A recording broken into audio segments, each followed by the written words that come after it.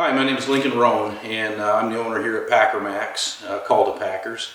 And we started deer hunting up with in Saskatchewan with Cook's Outfitting about 4 years ago. I've gone up there 3 times, and it's up in Motocross, Saskatchewan. And Chris Cook with Cook's Outfitting has been very good to me up there and always done a fantastic job.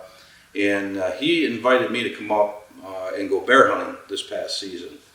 And I was really intrigued by that because I've always heard really good things about Saskatchewan bears. So I made the 24-hour drive up to Motocross and got in about 5 a.m. in the morning and decided to get some sleep first. And so I got a few hours of sleep, got up, had a little breakfast, and then we went and shot the guns just to make sure everything was still on and nothing had moved.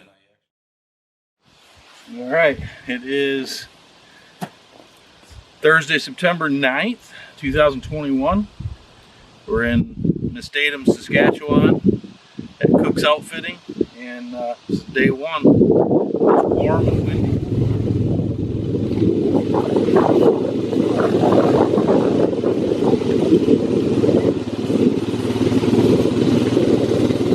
Canadian wilderness. Logging trails, you'd never get back in these spots.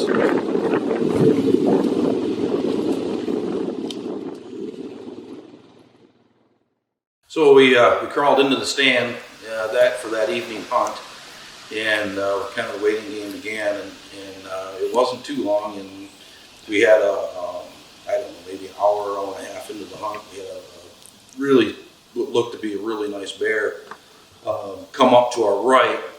And he was only about 10 yards, but it was there was just a wall of brush, and really couldn't get a good solid look at him. And he turned. The wind was swirling. We had thermocell going, and you could just see the smoke going in every direction. So we knew he was a little bit on the nervous side. He turned and made a big half circle, and then came in to the back side of the bait. He actually came into the bait almost fully in, but then he kind of backed off and he sat down for a little bit, just kind of surveying the situation.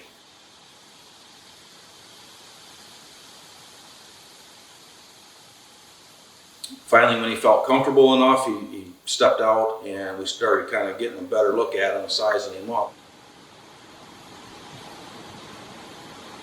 We'll see when he gets next to the barrel. He's standing on higher ground than the barrel right now. But it makes him look bigger. If we were hunting the UP, Michigan, it would have been an absolute no-brainer shooter. But we were just. I wanted to make sure that I was, shooting a quality bear. I gave Chris my want list. I wanted a 300-pound bear. I wanted the big blocky head and jet black. I just like a jet black bear. So, and this is my second bear. I'd already shot one in the UP several years ago, and so we were contemplating back and forth, and this went on for several minutes, which seemed like an hour, trying to decide. And you're comparing him against the 55-gallon drum, and he was heads and shoulders above that, and so very confident. He was really long, and just when he turned towards us, he just looked like a brute. He had a big block. And so I was kind of back and forth on what to do, and he was messing around down there. And Chris asked me, basically, he said, he's definitely bigger than 300 pounds. He does look like a big bear. He's got the block head. He checks all your boxes. Wait for a good broadside. And so I'm thinking, okay, I think this is the first night, what do I do? And so Chris said, is he bigger than the one you shot in the UP? He looks tall. Is it bigger than the one you shot in the UP? Yeah. And I was like, yeah, definitely bigger, way bigger. And so right at that point, I made my decision, and the hammer came back, and he kind of turned and waited for him just to kind of turn a little bit, get perfectly broadside, and right as soon as he started looking like he was maybe going to walk off, I let him have it. And got him right in the pump station, right behind the front shoulder, and boy, he sounded like a school bus going through the trees. It was crazy, and I think he's done. I was super stoked. He went maybe 40 yards at the most, and we heard him go down. You could actually see the trees flopping around when he went down, and because he was just bulldozing. I think he's done right there. Death mode. Yep. I thought I heard it. Yep. He's definitely done right there. You heard it.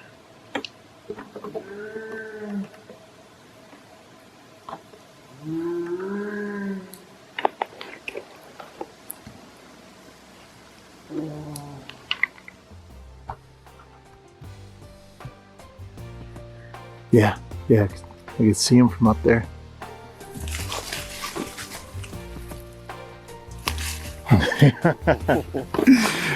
Congratulations, man. Yeah, pick up that head. Oh, He's got a block head on him for sure. he's bigger than I thought he was. And the clear was a good bear. Oh man. Oh man. Look at this bear. Oh my gosh. Do that again. I mean, he's got a head on him. Oh, he is big. Oh, look at that thing. So after Lincoln got his bear, we took care of it, got it all skinned out and in the freezer. And I decided that since he was the last hunter in camp, I'd go out the next day and try to fill my bear tag. We've been getting a picture of a unique white patch on this bear. It was a nice, just a fat bear. And I thought that'd be the one that I should go after. He caught my eye, and so I decided that was the one I was after. It was either him or bust. So the next day we went out and got in the stand, a little bit breezy that night, and we sat there for a while. And it was the only spot we've been getting pictures of this bear at. And after a while sitting, Lincoln said, "Here it comes." And I didn't believe him because I'm looking around, but I'm looking in the wrong direction. And this bear walked right to us. It was like we pulled him in on a string. And then we had to wait for him to give us a good shot angle because he was just coming straight at us. And he came right up to the tree and sat down in front of us. At this particular spot, I had two barrels because it was about 20 miles away from camp. So I didn't want to bait it all that often. And he walked right past the one barrel and came up and sat within feet of the front of our ladder stand. And eventually he decided to go into the other barrel, and we had to wait for it to walk away and give us a good shot angle. And when it did, by then I was pretty shook up. I can walk around the bears with no problem, but when I get ready to shoot, then I get nervous.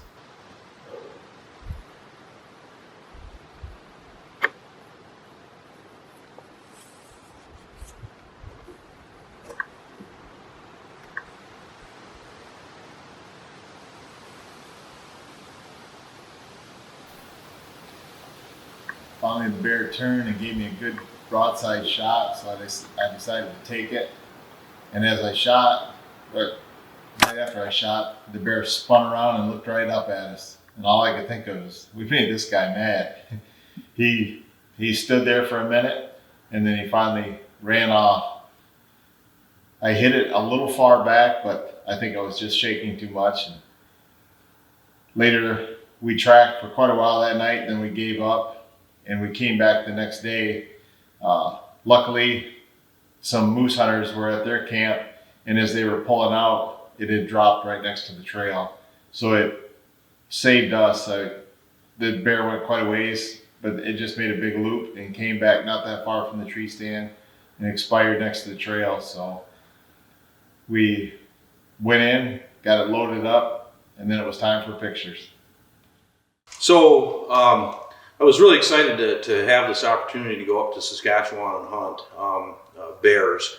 You know, I've always had such an awesome time up there deer hunting. and it's always bittersweet, you know, when I have to leave, because when I come back from up there, and Chris will probably attest to this, but it's like you leave a piece of your soul up there every time you have to leave there, and that area is just so unique, and it's so remote, and there's just no people, and it's just like nothing you really experienced or I've experienced before. So I just really enjoyed the opportunity, and Chris is a great guy. We've become really good friends over the last few years hunting together, and as a matter of fact, we're going on a deer hunt together up there this year. So pretty cool.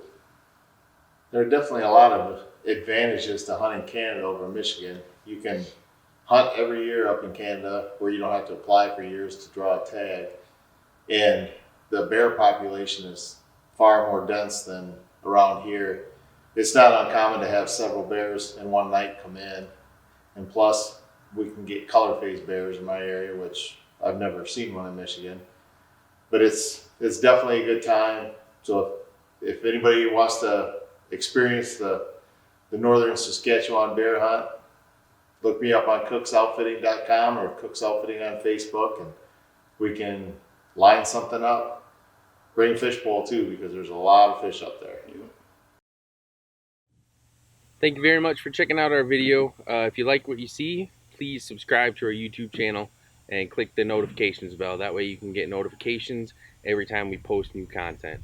And if you haven't already, make sure to check us out on Facebook, Instagram, and you can check out our website at www.vitalshopproductions.com.